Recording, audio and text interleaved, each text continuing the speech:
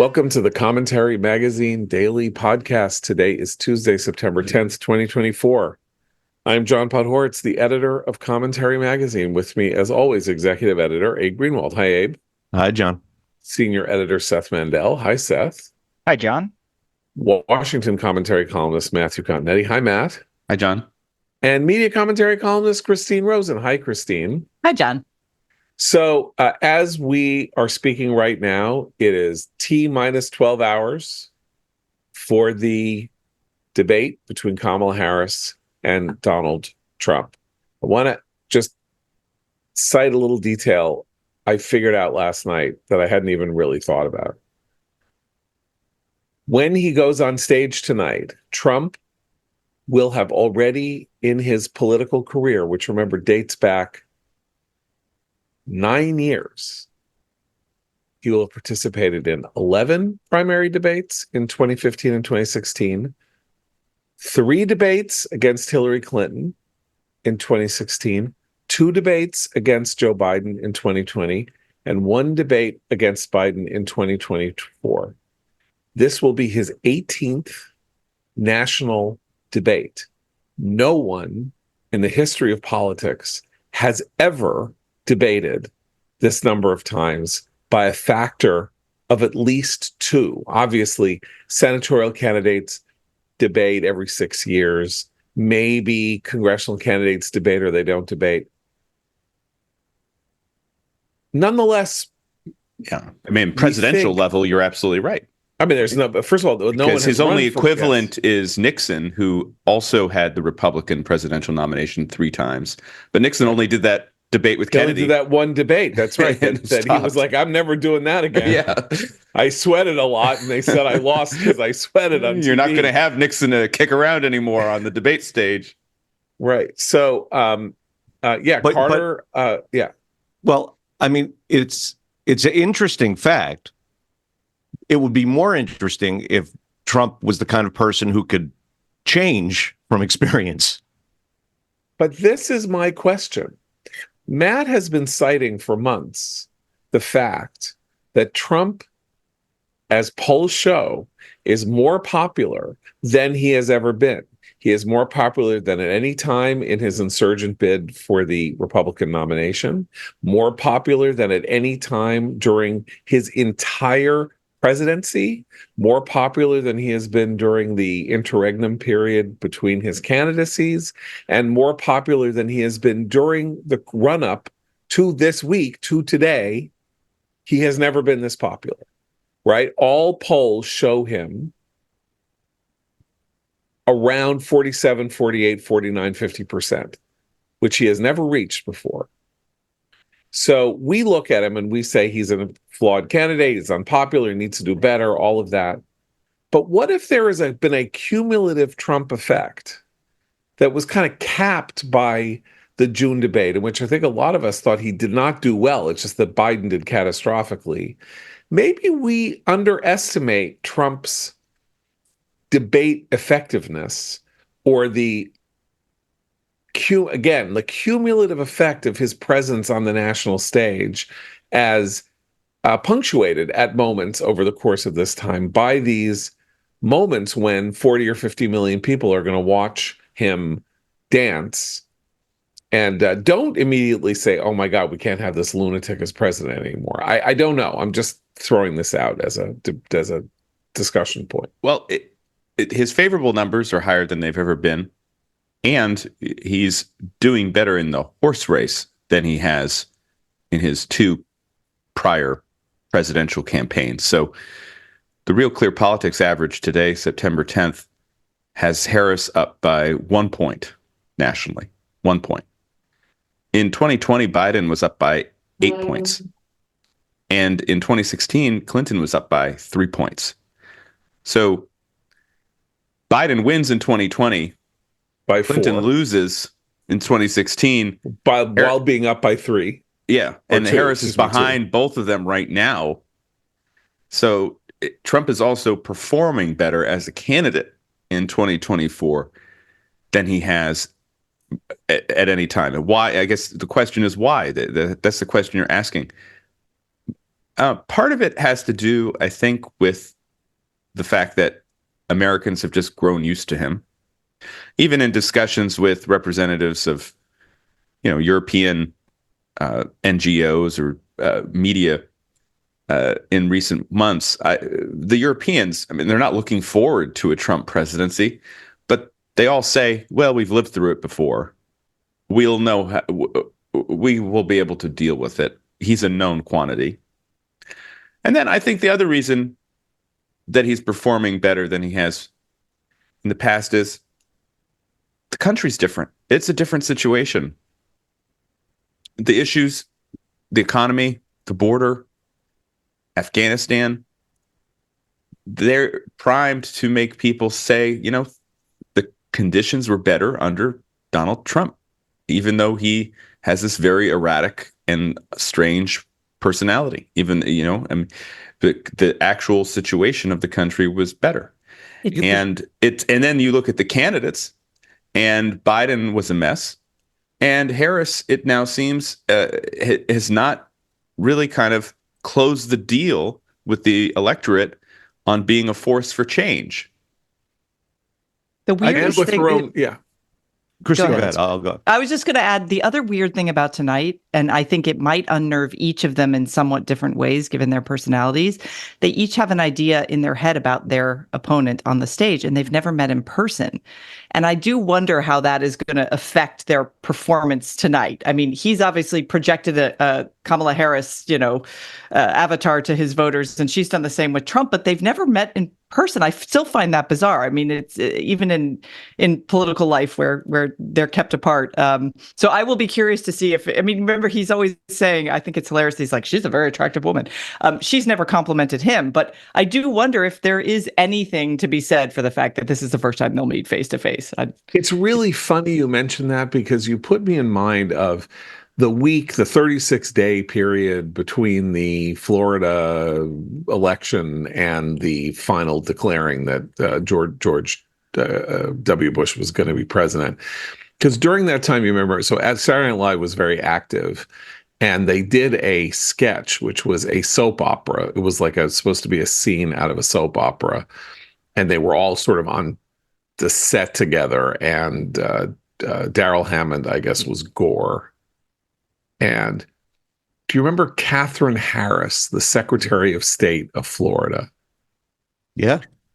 Who was this huge national figure for 36 days and then disappeared from our scene. And there was this sort of moment when Katherine Harris walks through like a double door, like off the veranda into the living room where the soap opera set is where everybody is.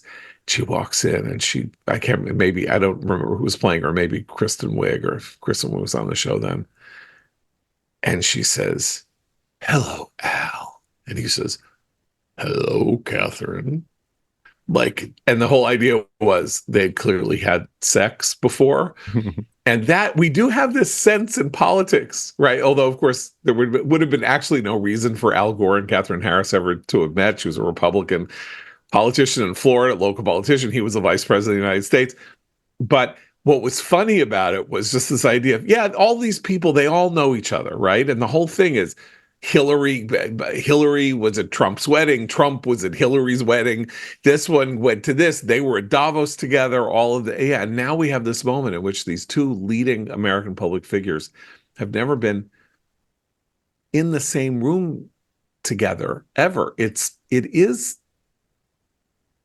Anna Gasteyer played Katherine Harris. Oh, thank you. SNL. Yes. Kristen Wiig was not on the show. She's great. And also, in fairness to Katherine Harris, she was also in Congress after that, so she didn't disappear completely. No, but you know what I'm saying. I mean, that's that weird thing where suddenly somebody takes this huge place in American life for circumstantial reasons, and then there is the question of how the two candidates will look side by side, because Harris, if she is elected, will be our shortest president since James Madison, and Trump is, what is she, 5'4"? Yep, and Trump is 6'3". I think he lists 6'2". Yeah, I think he lists at 6'3". He lists at 6'3". He's listed going at by Trump's 6'7", doctor. 185. Yeah, by the way, Going by the numbers supplied to 11, me but by I'm actually Trump's doctor. Yeah, I've Yeah. always said I'm 5'11". I'm actually 5'10" and like Yes, 3/4. yes. But I'm You've rounded up. 5'11", so That's don't what Is she you Trump going does. to understand? I'm be 5'11". on? And this is a serious question. Is she going to be standing on something at the? It's unclear. It's unclear. And the joke in 1988, of course, the debate between HW and Dukakis was Dukakis did have something. It seemed like they called like it a pitcher's riser mound or something. Yeah. and then that was also parodied in SNL when and Rubio had John Rubio Lovitz, had the shoes. Yeah, John Lovitz playing Dukakis got up and had to activate like a lift, if you remember, in the SNL skit. And That's the right. lift kind of cranks up and raises him. The strangest was Charlie Charlie Crist and his fan. There was a whole debate with Charlie Crist over whether he gets to have a fan under his podium. But if I were Kamala, I would want to. I mean, I think people would not make fun of a woman standing on a riser the way they would like Marco Rubio. She cannot stand on a riser. I'm sorry, you cannot stand on a riser. That's what high heels are for, weird. gentlemen. That's what high heels are for. Also, it all depends on the angle and how it's photographed. If the podiums are placed properly, it will not be visible. And remember, CNN had that split screen for the Trump-Biden debate, and with the split screen, you can elevate the camera so that it looks like the candidates are on equal eye lines. But it is something to think about, especially if they, when they approach. Someone made the point in one of the newsletters this morning that in the Trump era, candidates have not shaken hands, and of course, Biden and Trump hate each other's guts. And so they did not shake hands. It's a question whether they'll shake hands tonight because they have never met. That usually that is what you do when you meet somebody. It's unclear. And then if they are physically, approach one another, then the contrast in size would be apparent. Right. Well, they had in the Clinton-Trump debate. I mean, they had different ones, but one of them they were free range. They were free. There was a free range chicken debate. And so there was this moment where Trump loomed behind Hillary Clinton. I don't think that he went into her space like Al Gore did to George W. Bush. And Bush's, by the way, reaction to that was like the greatest. That it was hilarious. It was like, good to see you. He was like, didn't he say something like, nice to see you? Well, he kind of acknowledged it with one of the Bush, chicken moves that he used to do. He'd kind of move out his chin, so that's how he acknowledged Gore. But I think that Hillary actually moved into Trump's into the space where the camera was shooting, and you had because of the angle, you had Trump looming high behind her. I don't think we're going to see Trump being theatrically intimidating tonight. I say this because I think he did. I think he did pretty well on the debate with Biden. I don't think it was just that Biden blew up himself. Trump did pretty well simply by keeping it together, staying focused, not going crazy. But that was the first half. Yeah. He kind of went crazy and out of control in the second half, but the damage had already, it was the first 11 minutes of that debate that ended Biden's career. Which actually brings me back to what Matt was talking about before we started getting to the details of the debate, which is why Trump is were those details of the debate or those details of Saturday Night Live? Yeah, the details of skits we remember. And Catherine Harris. About why Trump is doing better as a candidate than he's ever done before. I think on both his points, when Trump ran in 2016, for the majority of Americans, the idea of Trump as president was unthinkable. Once it happened, whatever else it is, it's by definition no longer unthinkable. Then, not that they wanted it a second term, then Biden comes in. Biden's presidency was kind of unthinkable. Not kind of. When you have a president who can't communicate like that, who performs like that at the debate, and the various pieces of evidence we've seen of him like that, this has been an unthinkable season already, intervening. So now it's much easier now for Trump, I think, in that sense. I think also he has one advantage, which is and this is a theory of mine why the incumbency thing doesn't really stick on him, even though she's trying it, is because the fact that he does have that incumbency, it goes back to something Matt said before, which is that people do remember him being president. And rather than make him the incumbent, that makes him a contrast. That people, instead of saying, like, we've been living in the Trump era, it was recent enough that people remember that prices were better and inflation was better and these things were just better under him. And so the reminder, the attempt by Harris to be the challenger, I think, can backfire because it reminds people, she's trying to remind people. And she said, even last time, she said something like, in that, the Trump era. And they said, well, the year you're talking about, I guess it was Dana Bash talking to her. The year you're talking about, was Trump was not president.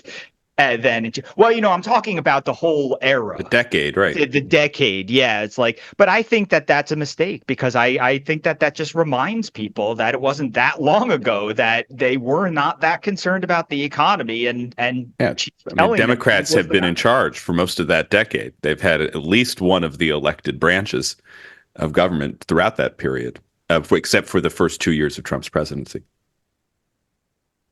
Okay, so one thing that is striking is that every poll shows this is a jump ball, right? I mean, we had like a spate of polls, and we have every battleground stay within the margin of error. And some of them Trump is up, and some of them Harris is up.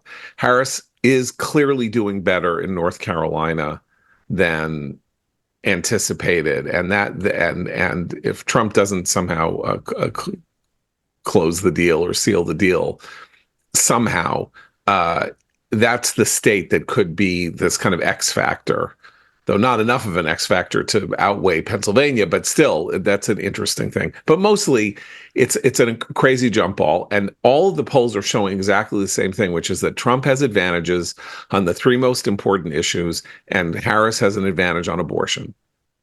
He now has an advantage. He has an advantage on the economy, he has an advantage on the border, and he has an advantage on foreign policy. And she has an advantage on abortion and to some extent on democracy, though that, depending on how the question is asked, that goes into weird and places. She has an attribute advantage. More voters are saying that she cares about people like them. More voters are saying she's friendly and trustworthy. That does count. That type of attribute quality can go far. And in 2016, Trump really narrowed the gap between Democrats and Republicans on the question of, does the candidate care about people like you? Remember, that was Mitt Romney's downfall in 2012, the sense that he was everybody's boss and he didn't really care. Trump was able to narrow that gap through his economic nationalism and his populism. And I think he has to do the same thing again in 2024 to ensure a victory. The thing that is striking, and the question is he making this case or is she making the case, or is it just the actual facts of the matter that the American people understand without having to have someone make the case for them? That the Republican line on this election, which is that she is too liberal, is connecting with voters. Voters in all of these polls say that she is more too liberal than he is more too conservative. Right. The same poll says he's, that voters place him sort of a moderate range. Right.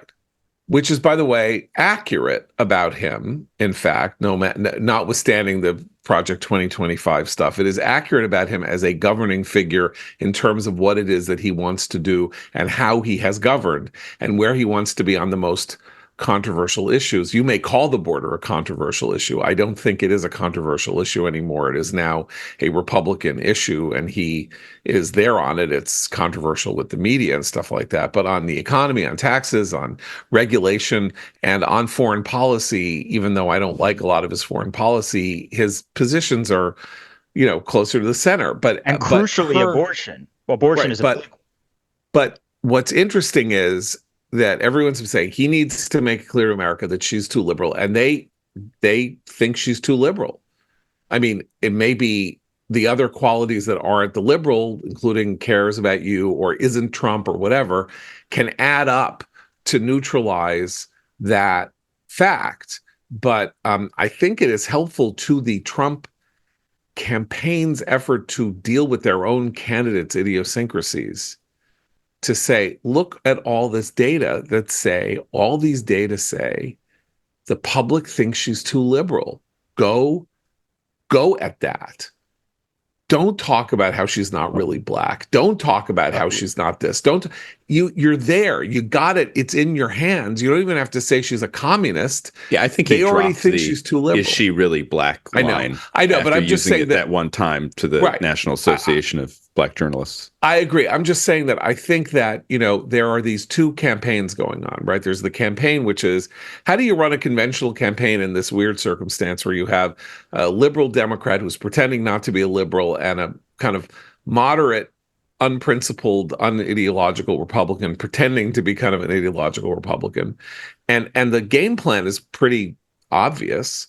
And then what goes on in his own head and what he wants to talk about. No, at all. That's undecipherable. But that's what he has done in previous debates when he's gotten into trouble, like the second half of the debate against Biden. He starts out actually staying on message. It's a more disciplined Trump. We've seen that in some of his events too. But then you can almost see the internal monologue if you had subtitles. Yeah. And he's like, but what about me? How has she treated me? What do I know about her? And then he gets personal. Now, some of his voters love that, but I think Matt's right. You don't actually want to do that. It's going to be hard. Remember, he is advantaged by these microphones being turned off.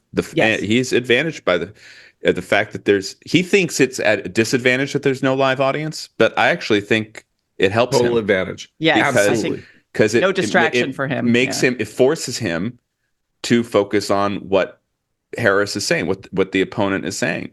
And he had run against a woman before and won. So it's not we don't assume that he's just a buffoon. Can I just say that is a very important point, because I keep reading, it's like a kind of, I know that conservatives do this too, and they refuse to pay attention to things that they don't want to pay attention to, and they go back to the same things that didn't work, and they keep pushing them. But the amount of writing over the last week about how Trump is going to have to reckon with the fact that she is a woman, and he's had all this misogyny, and Lindsay Davis, the moderator, is not only, she's also a woman of color, and he really has problems with women of color and deals with women of color badly and all of that. And it's like, okay, he beat Hillary.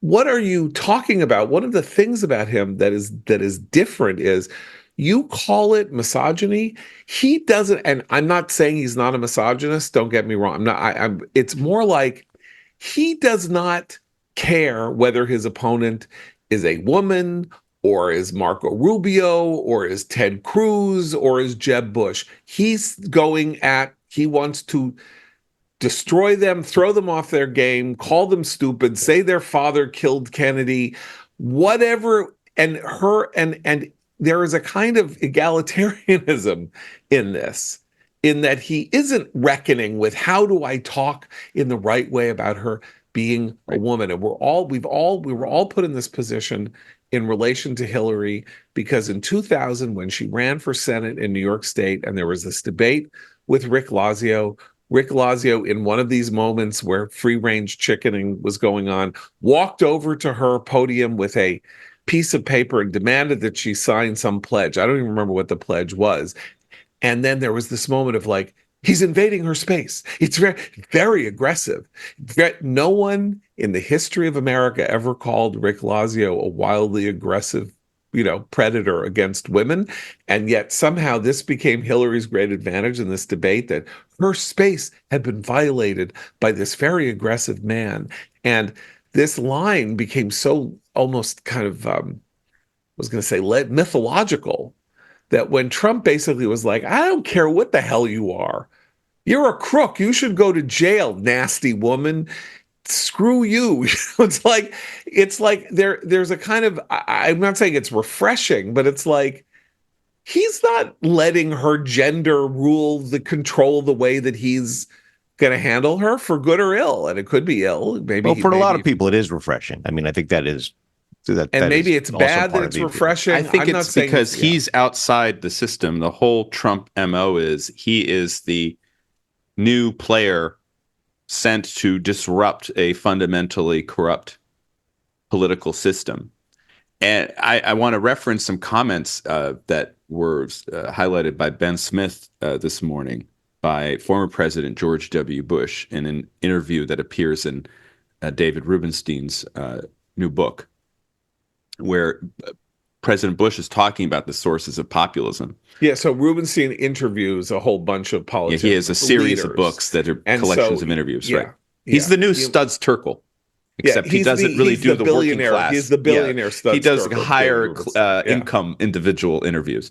Yeah. But in this interview, the one snippet of it that Ben Smith reported on, and which I'm looking forward to reading the whole thing, but Bush says, look, I listened to Hank Paulson.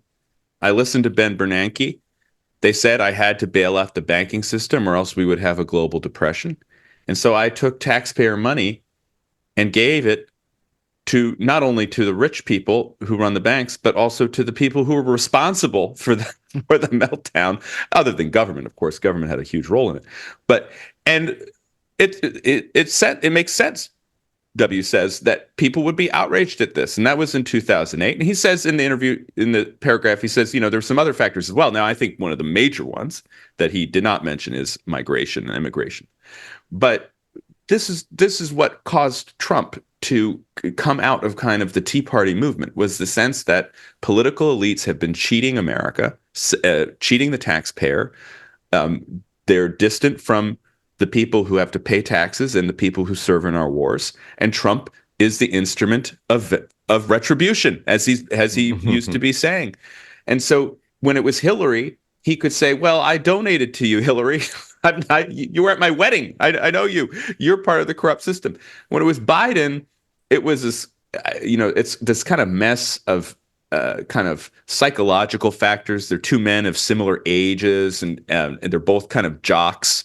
And so it's this weird also contest of masculinity when it's between the two of them. That's why they're arguing over Biden calling Trump golf fat scores. And then arguing over their golf game, right? But Biden, of course, there's no more perfect representative of American politics than Joe Biden. He's been in elected office for a half century.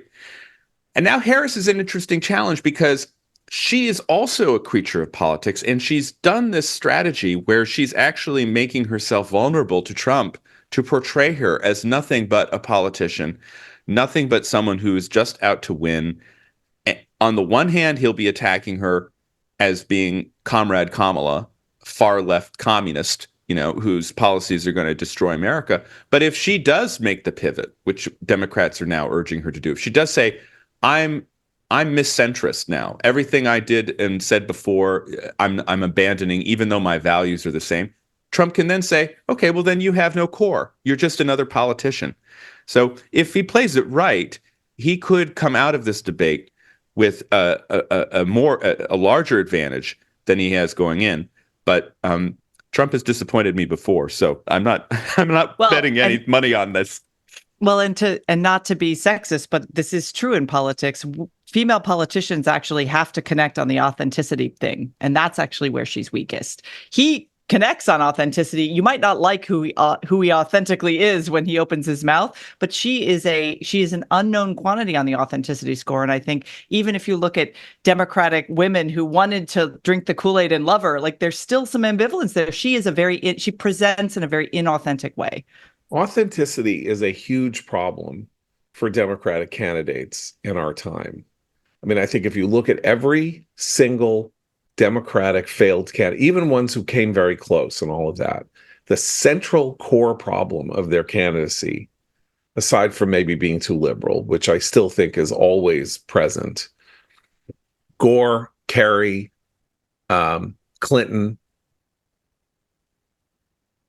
people thought they were full of it and that they were weird or fake, and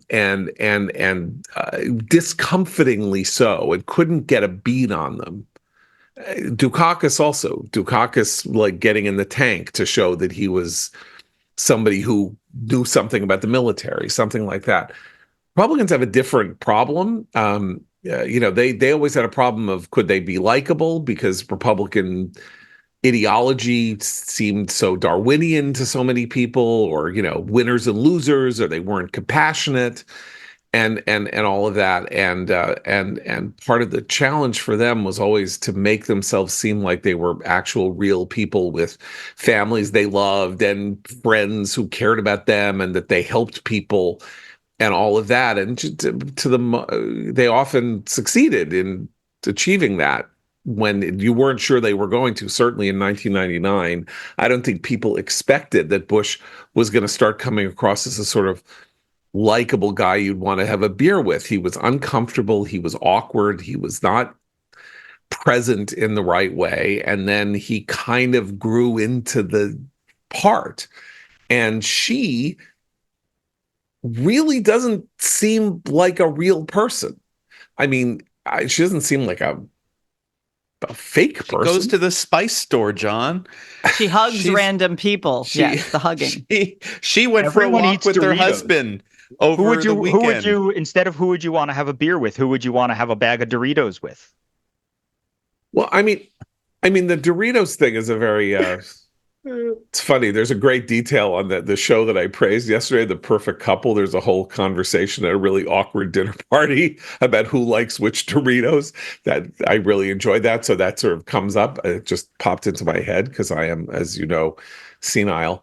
I want to read, by the way, because since you brought it up, I think we should read the entire George W. Bush quote from that Ben highlights, because not only does it confirm my priors and make the case that I've now been making for like 8 years that Trump won because of the financial meltdown in 2008, it just makes it's an observation that we can get back to why I think it's worth talking about. So the quote, as you said, I listened to Paulson and Bernanke and spent your money to bail out the guys who created the instruments in the first place. That's the subprime mortgages and stuff, which is an absolute political disaster. You wonder why populism is on the rise? It starts with taking taxpayers' money and giving it to the powerful. It really irritated a lot of Americans, and they haven't gotten over it yet. That's just part of it. There's a lot of other reasons why, but we've had candidates say, you're mad, I'm going to make you madder, as opposed to, you're mad, I have some solutions to make you less mad. We're kind of in the madder stage where people are exploiting the anger as opposed to dealing with it like leaders should. This is the most brilliant, compressed exposition of the politics of the last 12 years that I have ever read. And remember, Bush is an idiot and he can't speak and he's so stupid and, somebody else was really president and all of that. I mean, this is in chrysalis, the perfect description of what happened between 2012 and the present day. 2008 and the present day, you could very say. Smart guy, also an excellent painter. And an excellent painter. And again, just a continually surprising person. Like a surprising person from the get-go. I do think Trump has solutions. Yeah. I mean, I agree that it's a pretty good diagnosis. It does leave out immigration. Well, we don't know when he talked to Rubenstein. Right, but just think about 2016. Yeah. The thing, remember W's, again, very exemplary reaction to the American Carnage speech, right? Yeah, that was some crazy. Weird yeah, exactly. Yeah. That's a weird S. But it would seem weird to anyone who had been part of the political establishment, right? Whose father had been the president, who's part of this big political dynasty, who did listen to Bernanke and Paulson and made the tough decision to go with the bailout, of course, in the final month. His brother was on stage running against this guy. And whose brother had run against Trump and been defeated by him. And so there's this distance between the two of them. It's really remarkable. And this was this distance, of course, was reinforced in the past 48 hours when Bush's vice president Dick Cheney endorsed Kamala Harris after his daughter Liz Cheney had done so. It just shows you how there's a break.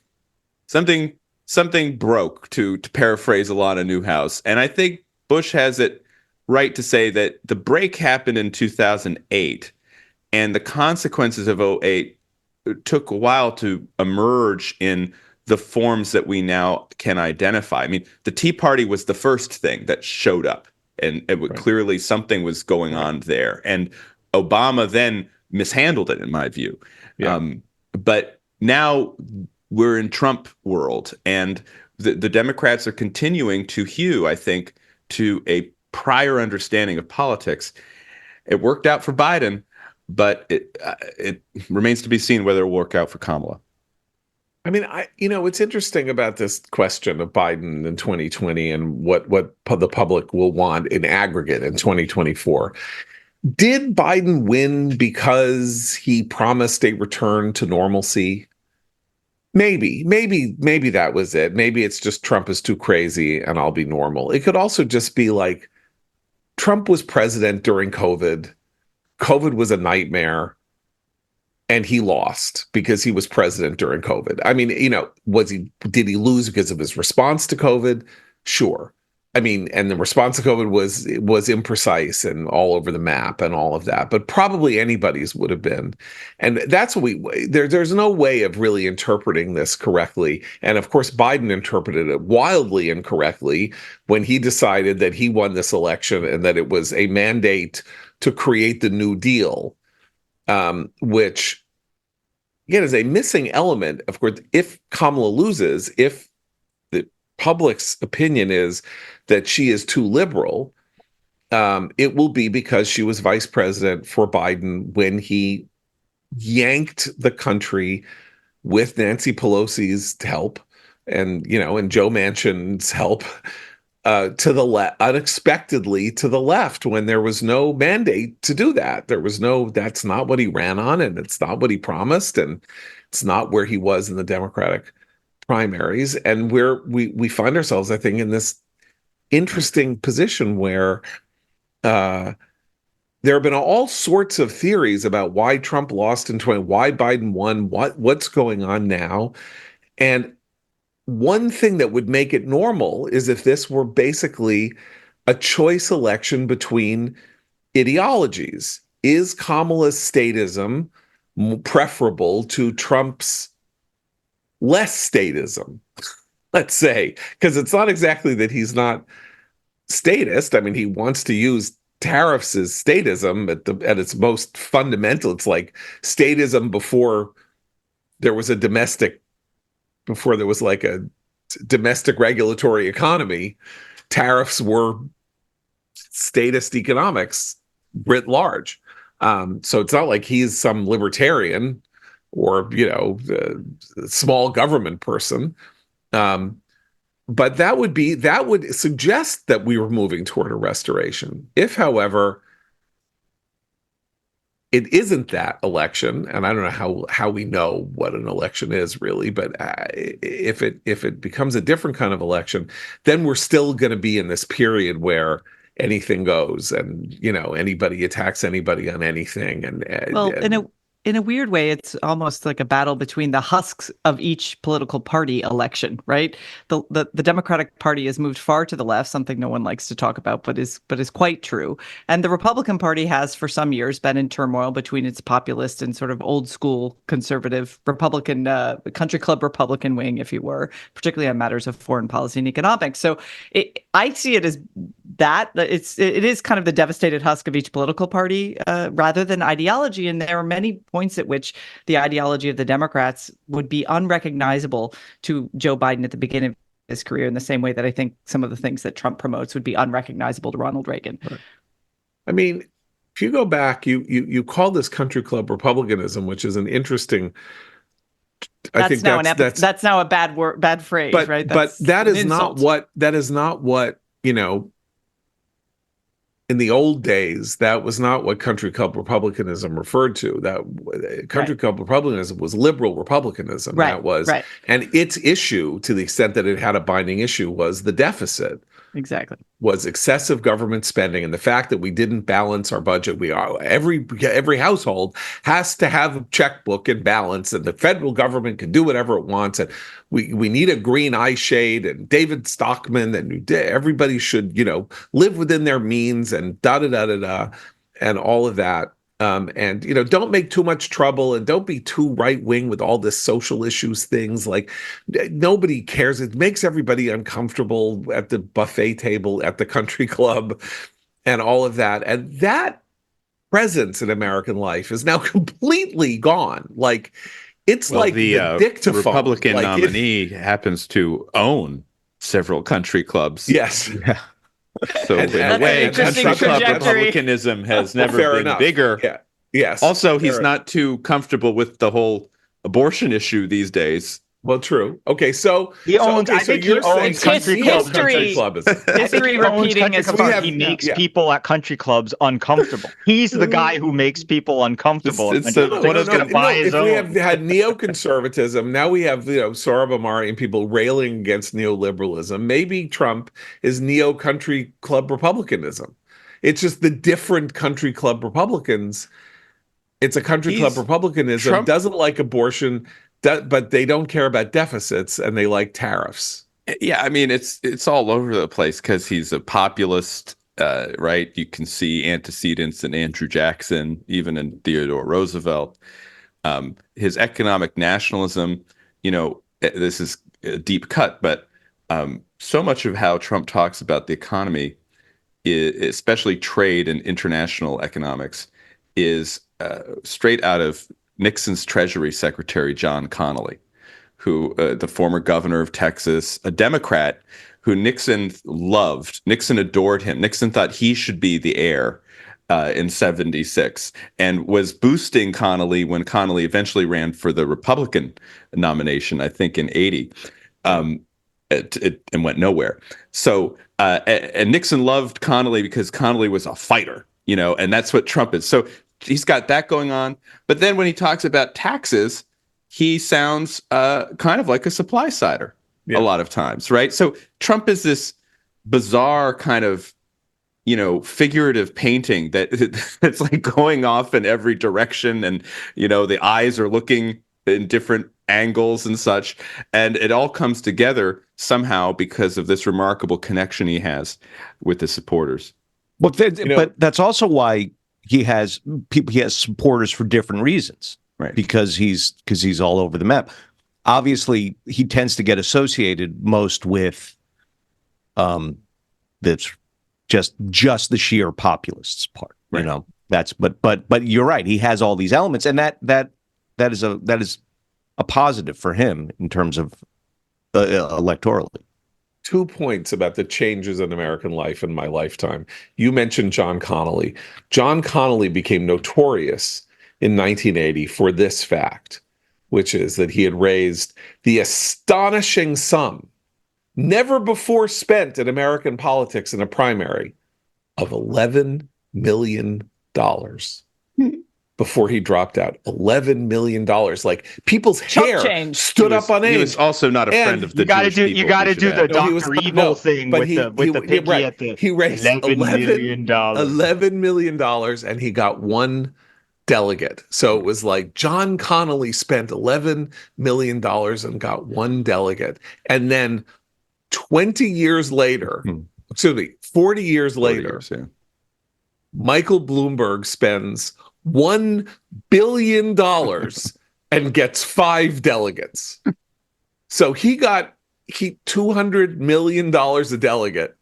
And this is just is this natural economic growth? I don't think so. It's just gives you a sense of where America was in terms of how all this worked, that you could have a person spend $1 billion and win American Samoa. I mean, that was. I think he thought he was buying the island, not advertisements on TV. I mean, that would have been cheaper, probably. Magnum PI. Than getting the delegates. I just think that's a very telling historical, whatever, pseudo-historical fact. We need to focus now a little bit on what maybe we expect from the debate, because I expect nothing. I don't have a clue And nothing what is you going to will happen get. here. I think we knew before June 27th that the debate was going to turn on whether Biden could perform in the largest sense. And I think the general thing was, oh man, everyone's expecting him to be so bad that if he just clears the bar, the expectations are so low that he's got to be able to clear that bar. And no matter how low the expectations were, few of us have ever seen anything as horrifying since Mike Tyson knocked out Leon Spinks in 90 seconds. That was the thing. When everybody in America spent $99 on pay-per-view, said it had the popcorn settled in for the fight of the century, and there you were standing there, and you had your popcorn, you had your beer, and 9 of you had like gone and chipped in to pay for the pay-per-view, and there it is, and it's like 70 seconds into the first round, and it's over. And that was like that debate. So I can't imagine that anything like that will happen. I mean, it was apparent as soon as Biden walked on stage that his health was in disrepair. Yeah. Our friend Rich Lowry just posted something on the corner this morning saying that the Republicans he's talking to have wildly outsized expectations for Trump's performance tonight. And that could manifest. It could be that Trump is not as effective. He doesn't really expose Harris or define Harris in the way that he wants to. But I'm with you, John. I don't expect. I honestly have no clue what's going to happen. I sort of wouldn't be surprised if something but if something relatively cataclysmic happened, only because we are in a political season where there's no reason not to be prepared for that. Right. I mean, we don't know how many shoes are going to drop still between today and Election Day. Between now and the debate tonight. Right. But I think that point also goes to something that I'm concerned about, which is the expectation of a moment. The moment is going to have people setting off firecrackers when they want a moment to have been the moment, right? Like, we know that there was a lot of talk about Kamala Harris wanted excuse me, I'm speaking moment, right? These were like, for a while, these were like what we would call the t-shirt moment. They wanted a t-shirt moment. And I think one thing, especially that's going to drive us crazy, especially if we're following on social media at the same time, is going to be like people just like slamming the butt, like there was it's over now. That was the story. And try to shape the narrative based on something that wasn't really that moment. Well, that's what I mentioned, the Hillary-Lazio confrontation over the piece of paper that he crossed from his podium to her podium. That was an invented moment. I mean, in other words, do I think that the people who were watching that debate were horrified to see someone say, please sign this piece of paper? No. But there was an almost instantaneous kind of weird mixing and matching of feminism, anti-feminine, old-timey courtliness, rudeness, all of that, right? That's a real thing. But like, I give you an example, like, what if she calls him a rapist? Right? She's been saying, I'm not going to go, like, I don't want to go there. I'm not going to talk about what he said about it not being black and all of that. Next question. But what if she says you're a rapist? I mean, there are all kinds of things she could do. She could say, look, I'm not getting lectures from a man who raped a woman in a Bergdorf Goodman. Well, she wouldn't do it that way, because the one pseudo authentic posture she's adopted that her voters like, and that independents have signaled they might buy into, is the prosecutor role. So I don't think she'd be that blunt, but she would find a way to. Prosecutors aren't blunt. I think this would be a big mistake on It Harris' would be a huge mistake. It'd be a big mistake. Her problem is not Trump. Her problem is she needs to give the American electorate more information about her, more reasons to vote for her. She has, I think, an advantage in the fact that she is not Trump. So just she needs to show how she's not Biden, and she can be a plausible commander in chief, and she has a plan to bring inflation down further and increase wages. For her to go after Trump and say, I'm not going to take any, guff from a convicted felon or from someone who was found liable for sexual assault, is the same way Democrats have gone after Trump for a decade, and it doesn't work. All it does is show resistance. Hey, yeah, we hate Donald Trump, and it shows the rest of the country why he's a threat to the political establishment. But she has one problem, which is that Karine Jean-Pierre and the White House in general are just constantly tying her to Biden's record day in and day out in the week leading up to the debate. And Bernie Sanders said, oh, she's just pretending. She's just as socialist as I am. And CNN, of all places, yesterday, Andrew Kaczynski, right? Kaczynski, yeah, came out with this questionnaire she filled out, where she agreed with the ACLU that all drugs should be decriminalized, hard drugs included, and that the taxpayer should pay for gender reassignment surgeries for convicts. I think Trump will mention that tonight.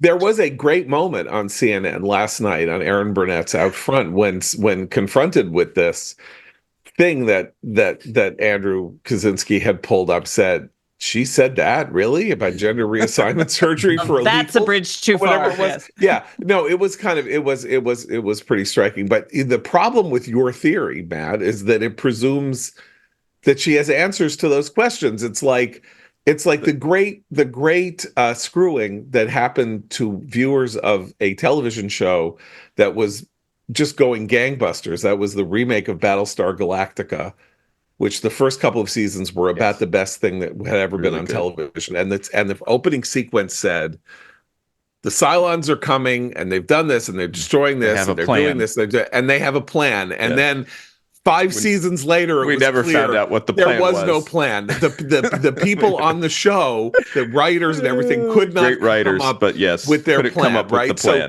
what's her? You're saying she needs to show Americans that she has a plan. Well, I think this is why I believe that she's at a disadvantage, because I don't presume that she has answers. But I think that if I were advising her, I'd say this is what you need to do. Forget about him. Just seal the deal, because it seems that there is a majority there waiting for an alternative, at least in these polls. And look, the polls could be slightly wrong, as they have been in the previous 2 Trump elections, but that's what you need to do. Hey, if you want more Republicans to vote for you, don't just say, I'm happy to accept the endorsement of the Cheneys. Say that you're going to appoint Liz Cheney as Secretary of Defense. Now that would get some Republicans and Republican-leaning independents having second thoughts. But she's not going to do that. I'm just sad that Kissinger didn't make it to the point where he could endorse Harris just for the laughs, just to. I know. But he would never. Okay, but Democrats up till now have not made the mistake that too many Trump Republicans have, which is to highlight fan service over political victory. But if she does do that, she will have made that same error. Right. Well, I don't know. I sometimes when candidates do what she has been doing, which is the next question, it's because they're holding the punch. They're saving it for dessert, like, that, or they want to close out with it. And obviously this may not be a closeout, but she's got to say something, and she doesn't want to say anything. So, Matt, you're saying she needs to say something, but what's she going to say? Like, by the way, I think we need to also bring up, they're going to talk about the Middle East, right? They're going to talk about. So 2 things happened yesterday, or 2 wildly contradictory things happened yesterday. Where story came out that the negotiations are over, right? Hamas has apparently, though we don't know what they are, placed new conditions on the ceasefire, and it's ridiculous. And like everybody that was even remotely hoping that something could happen threw their hands up and said, well, this is all over. And then comes the story in the Times of Israel that Biden is convening his foreign policy team to make another push at a ceasefire deal. So she is going to have to talk about that tonight, and her position does not make sense. And she is very uncomfortable talking about it. And then there's Ukraine. And we have 2 or 3 things that happened in Ukraine the last 48 hours. One, Bill Burns, CIA director, at some conference said, hey, the Ukrainians, man, they did good in Kursk.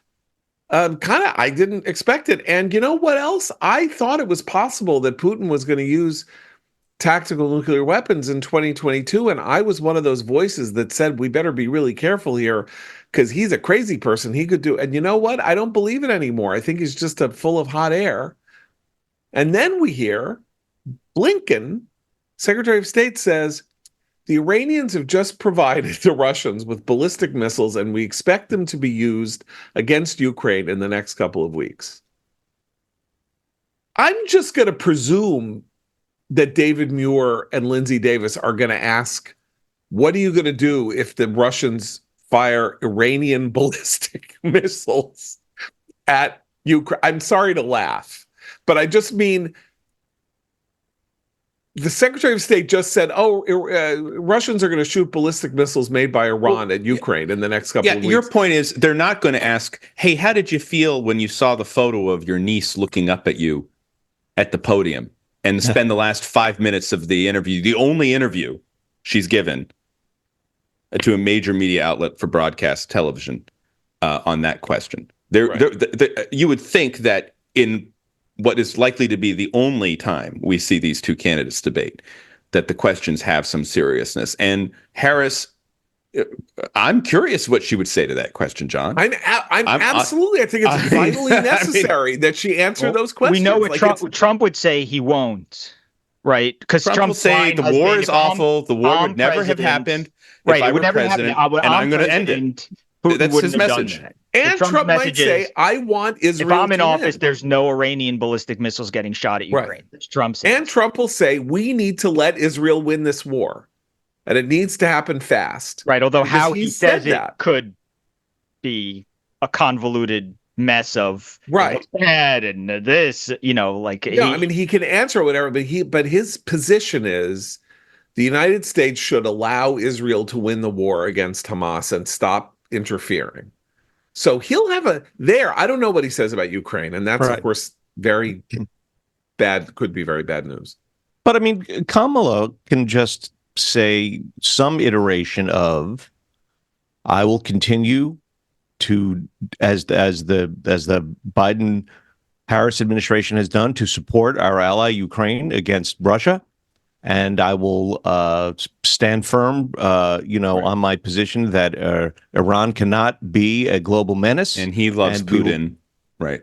Which is what Biden said. In that. And debate. she's also going to speak in the first person. She's going to say, I went to Munich and I warned him. I told Zelensky, because she likes to repeat the story, I told Zelensky the Russians are coming. And of course, the truth of the story is that Zelensky then said to her, yeah, I know that. I can see them.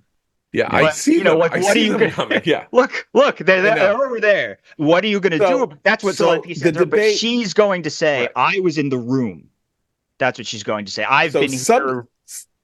Substantively, this could be a fantastic debate that will really help the American people make a choice in this jump ball election. I mean, it's all there in part because her positions are ill-defined, and in part because his positions are a bit defined, and therefore, the jumping off point could be, Trump has said this, what do you say about that? Or you haven't really addressed this question. How are you going to tell the American people what you're going to do if you're president about Ukraine? Or what you would do if, right now you were president about Ukraine without Joe Biden being president, or something like that.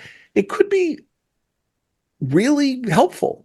I mean, mostly these debates are not helpful because they've mostly been performance based. But because okay. Well, thank you for bringing that, because it's a point I wanted to make today, which is, hey, remember that whole commission on presidential debates and how it was the key to our democracy? Well, we got rid of it, and pretty revealing debate we had in June. The most consequential debate in American history occurred outside the ambit of the Commission on Presidential Debate, and the same rules are going to govern the debate tonight, and may produce a debate where might not have the same galvanizing effect, but I think we will learn more and from each candidate, because there won't be an audience, because the microphones will be shut off when the other is speaking, and that format tends to produce a more serious series of questions. Final question then. Do we really think, Matt, you alluded to this, that this is the last debate? We are basically 57 days or something like that from we are 8 weeks from the election today. I think it's all in Harris's hands. Trump debated Hillary 3 times and debated. Trump was fine doing debates, but I'm saying if she gets scared about this debate, or if she does well enough that she is able to reassert a lead, she won't do it again, because they don't want her to fumble it after that. She's not confident in herself. That's the one thing we know about her. Okay, so you're saying it's her. Totally. Trump will debate whenever. He doesn't care. He goes wherever. He's already got a press conference scheduled for, I think, Thursday in Los Angeles. God knows why. Yeah. Trump skipped one debate in 2016 because he was angry about the setup of the moderators. Yeah. Was it Steve Scully? But then it was also an amazing person COVID for him to be worried about. Oh, no, I'm talking about in 2016. Oh, 16? He didn't skip any debate. Yeah, he skipped one Republican debate. Oh, a Republican debate. Absent from one Republican debate because he didn't like the moderators. Debate. I don't remember what it was. Primary debate. And then in 2020, COVID, it screwed everything up, I think. In 2020, it was COVID, and then he got mad at Steve Scully, who had been the moderator for the second planned debate. And it turned out that Scully had said something favorable to Democrats or Biden in the past. And so for a combination of reasons, that one was scuttled. And then in the second debate with Biden, the one that actually happened, one of my favorite lines of the Trump era came out, which was one of the questioners said to Trump, "Why don't you smile more?" It's like she said, if you just smile, you'd be like 5 points up. And he smiled, and then he went back to his character and his scowl. Maybe somebody will say that to Kamala. That's always like, isn't that the dividing line in American gender relations now, is when someone says to a woman, "You should smile more"? Like that is like a nuclear, that is like dropping a don't say that to yourself. A woman. Don't say that to a woman. Okay. Smile. You can say it to Alexander Hamilton if you're Aaron Burr, but you can't say it to a woman. I think there will be more debates.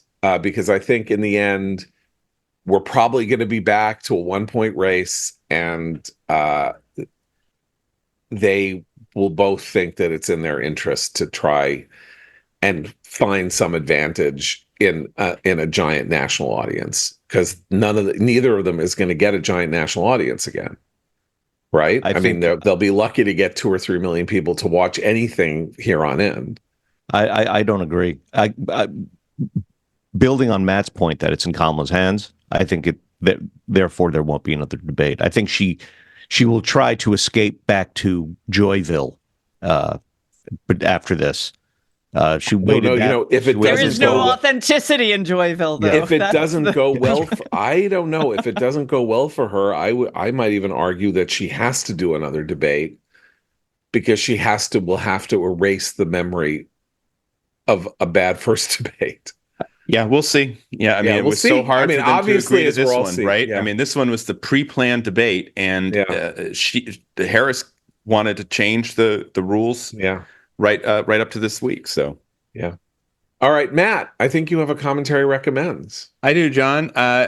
I was not the only American who was upset to hear that the great actor James Earl Jones died yesterday at the age of 93. It's hard to even begin to describe James Earl Jones and his legacy on stage and on screen. I will say this, I've read a lot of articles this morning about how, James Earl Jones was so much more than the voice of Darth Vader. And okay, that's true. But on the other hand, like being the voice of Darth Vader, it's a pretty big deal, in the history of American popular culture, the history of film, kind of a significant movie and kind of a significant character. So not necessarily a bad thing that he will be remembered, not just as the voice of Darth Vader, but also the voice of Mufasa, the Lion King, right? In another amazing classic American film. So my recommendation is spend some time later this week or this weekend, because I know we have the debate tonight, but watch a James Earl Jones film. There are so many good ones, beginning with his first kind of role in a major picture as Lieutenant Zog in one of my favorite movies, Dr. Strangelove, or How I Learned to Stop Worrying and Love the Bomb. He wasn't just Darth Vader. He was also Thulsa Doom in another Continetti favorite, Conan the Barbarian. The subject of my favorite piece of bad dialogue written by Oliver Stone. Yeah, what did Once he had just another snake cult, but now they're everywhere. He didn't speak that line, but it is once they were just another snake cult. It says you could go on and on. Coming to America, Eddie Murphy classic, the Jack Ryan films with both. He's Admiral Greer in all three of them, with both Alec Baldwin and Harrison Ford. Just an incredible actor. Also, kind of a sleeper hit that's one of my favorites, a film called Sneakers, where he has a very brief role, cameo appearance right at the end. The fact is that James Earl Jones made anything he touched or anything he spoke worth listening to and watching and paying attention to. And so this is my recommendation and tribute to a truly great American actor. It is a great recommendation. He was an extraordinary actor. I saw him on stage three times. I saw him do King Lear in Central Park when I was 12 years old, with Raul Julia as Edgar, which was a pretty stunning production. I saw him in the Titanic performance he gave in August Wilson's Fences, which I think people who are fans of Broadway theater remember as one of the 3 or 4 greatest male performances that they have ever seen. I think that's a sort of a common opinion. And I saw him play Grandpa in You Can't Take It With You, the Kaufman and Hart play, about 15 years ago, which is a delightful part and in which he was just absolutely delightful. But I do want to mention a couple of James Earl Jones, since you did this, a couple of movies that people probably have not heard of that are extraordinary that he did in the course of his career. There is a movie called Claudine with Diane Carroll, which is about a working class family in the Bronx, a single mother in the Bronx, who is struggling to get by in 1970s New York. And James Earl Jones is a garbage man who becomes her boyfriend. And this is not only, the movie itself is a small masterpiece, and his, you think of him as this sort of giant, cute Darth Vader figure, but this is a performance as an ordinary working guy in New York trying to integrate himself into this complicated mess of a family. And it is a beautiful, beautiful performance. And then he made a movie years and years later with Diane Keaton, I believe, called 5 Flights Up. This came out maybe 10 years ago, in which they are a long married couple who have lived in a rent-controlled apartment in either Brooklyn or Queens. They're in their 80s and they can't climb the stairs anymore because they have arthritis. And what on earth are they going to do? How are they going to make do? This is their whole life. has been lived together in this apartment, and the fact that they're an interracial couple, and the fact that they've had this life together is all very, it's all very understated. And again, because he was able to be huge, he was also able to be human scale and beautiful at human scale. And so those are the two movies that I would recommend, along with Thulsa Doom and Conan. His early career too.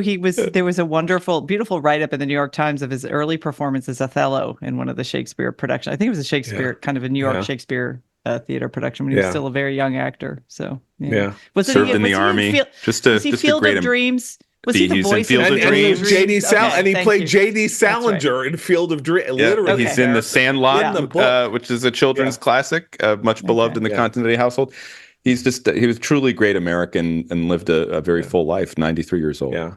An exemplary life, and he had a very, very, very tough upbringing, and is next to Biden is the great American stuttering story, because he had an extraordinarily severe stutter as a kid and was practically silent throughout his early years. Also had a sort of mean upbringing in various ways, and was taught how to overcome to use techniques to overcome his stutter. You think the guy with the single most recognizable voice in some ways of the 20th century, because of Mufasa this is CNN, and Darth Vader, the voice of CNN. That's right. This is CNN. Oh, and there's last thing. Somebody put this on Twitter. I'll put it back up on my Twitter feed today if you want to go look at it. Somebody found that in the early days of David Letterman's show on CBS, when he did the top 10 lists, every show there was a top 10 list. So the top 10 list, it was 10 things that sound really cool when James Earl Jones says them. And number 10, and then he cuts to James Earl Jones and all through, and it is hilarious. Oh yeah, put that up. Jones is totally stone-faced, Buster Keaton stone-faced as he does this. Anyway, it's so yes, he was a glorious person in our lives, and he lived a very full and wonderful life, and that's a great recommendation. And we are going to be back tonight. The debate is over at 10:30 p.m. Eastern. We will start taping our podcast, a couple minutes after that, and hopefully we'll have it up for people to listen to around midnight Eastern tonight, and it will serve as our podcast for Wednesday, our debate reaction. So you can be there or be square if you're up late. If you're on the West Coast, you're not even up that late. So with that, okay, final question though. Matt, I got to ask you. No, I'm not going to ask you because you weren't there. Forget it. It's okay. I was going to ask about your ranking of Tom Brady's first performance, but I remember we had an exchange. And I was attending a travel baseball game, so I missed it. So next week. We'll talk about next week. Yeah, we'll talk about it next week. Okay, so with that, we'll be back tomorrow. So for Seth, Christine, Matt, and Abe, I'm John Podhoretz. Keep the candle burning.